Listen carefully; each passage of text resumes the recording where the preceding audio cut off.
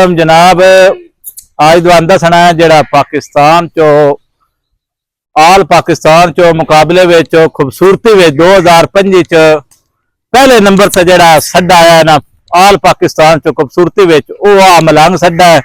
फतों के मुकाबले 2025 विच एक आज दवान चीज विखानी है कुछ भी कोई भी मज आके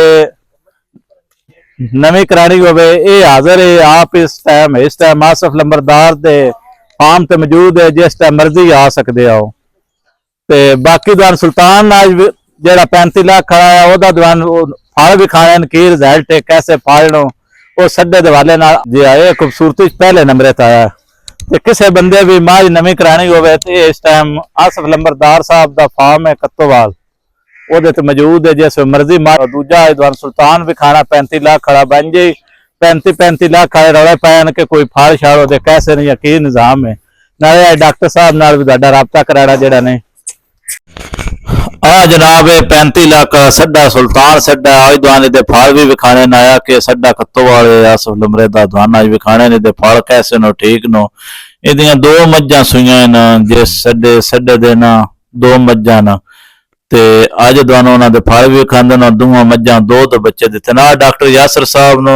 फोन नंबर दे दे तुम हरिया तो लैके हरिया मुराद वाल फपरा किरतो वाले इन्हों के अंदर तो चलो जिस भी बुलाया ना सीमन ला जासी तकरीबन 500 रुपया ले सी इस तो बाद ज्यादा सफर होया ना ये सड्डे का सीमन फिर उस दे हिसाब ते सफर के हिसाब से आ दोवे जानवर जड़ा ने ये सुल्तान सड्डे दिन चेक करो जड़ा ने ये दोवे कटियां जेड़ा सुल्तान सड्डे दियां 35 लाख खड़े दियां ते आ भी सुल्तान सड्डे दी है ते आ भी सुल्तान सड्डे दी जिस किसी भी सीमन लवाना डॉक्टर साहब नु राबता करना डॉक्टर साहब फार्म ते 24 घंटे मौजूद हो सन बिल्कुल फ्री सीमन ला सन इस तो अलावा किसी घर डॉक्टर साहब नु डेरे डप्पे ते बुलाया लेकिन नजदीक होया तो फिर 500 वरना सफर दे हिसाब नाल भी जी सुल्तान दी कट्ठी है चेक करो कैसे नो ते आ जोड़ी भी सुल्तान दी है जेड़ा ने माशाअल्लाह बहुत अच्छा दो मज्जी सुल्तान दी जड़ियां आन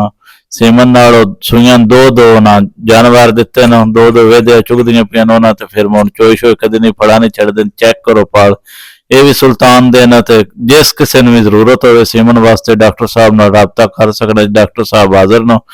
उत्थे आओ फार्म ते बिल्कुल फ्री है लंबरदार दी साहब दी तरफ बिल्कुल फ्री है जे तुसीं आ बुलाना तो फिर सफर दे हिसाब ते पैसे उस वो भी डॉक्टर साहब लमरे नहीं देने डॉक्टर साहब दी